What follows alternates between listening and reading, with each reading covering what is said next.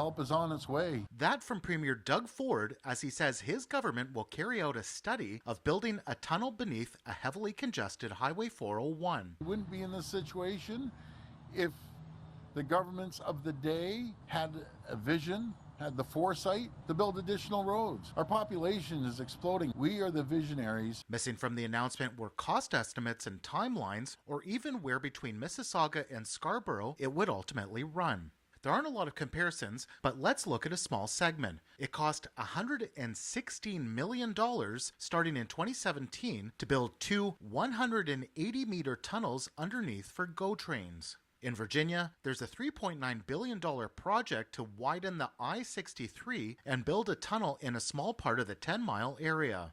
But one of the biggest highway tunnel projects in modern times is the Big Dig in Boston, a 7.5-mile segment of I-93 buried. From a transportation standpoint, it was pretty dysfunctional. Ian Koss is the host and creator of the Big Dig podcast with PBS affiliate GBH in Boston. He and his team did a deep dive into the project. It was radical at the time. It was a moonshot kind of idea. Planning started in the early 1970s, around 20 years after the expressway was built. It would take another 20 years of planning and debate for the Big Dig to begin. It starts in that $2 billion range. That's the earliest estimate.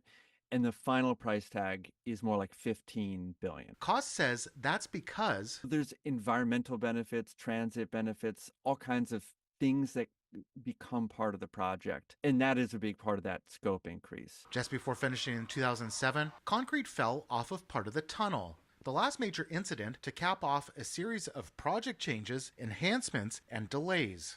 Eventually, the expressway area above was beautified. If you ask people, how's traffic in Boston today, they would tell you, traffic's terrible. If the project had never been done at all, how much worse would the traffic be? That's harder to say. He adds political will to proceed on a mega project is one of the biggest feats to overcome. One of the architects of the Big Dig who I interviewed, one of the things he told me is for anything like this to happen, people need to be willing to be ridiculed for something that they personally will never see political benefits from. Something Ford and his government might need to prepare for. You got to think, well after we're gone, well after, when I'm pushing up tulips somewhere, that road is going to be around for 75 years, 100 years. In Toronto, Nick Westoll, City News.